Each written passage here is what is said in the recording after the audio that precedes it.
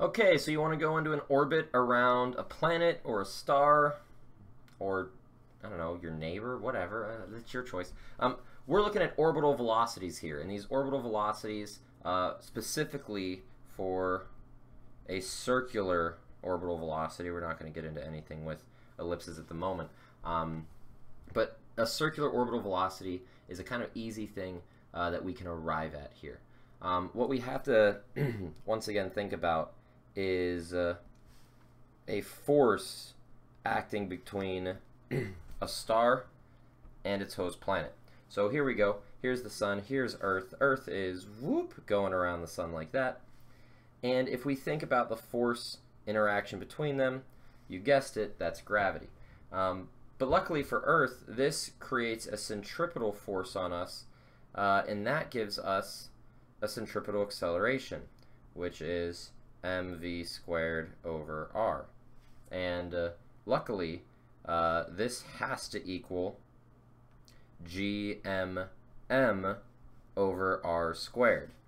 Now, if you're looking at what we have right here and you've seen the Kepler's third law video, this started the same way. Like, what the heck? This is the same video. But really what we do here is, in order to figure out what our velocity needs to be, if we clean this up a little bit, get rid of the Earth's mass and one of the orbital radii, what we end up seeing is that the velocity is equal to g times the mass of the star, or if you're orbiting a planet like a satellite would, the planet divided by r. And that just means we have to get rid of this square value. So take the root.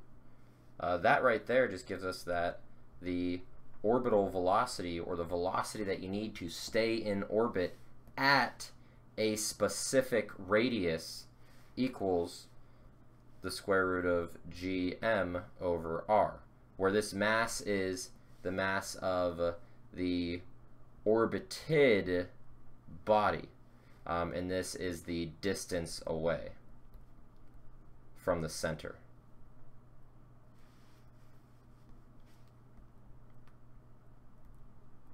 Okay, so that's what we have there for an orbital velocity. That's what we're looking at. That's an important thing there.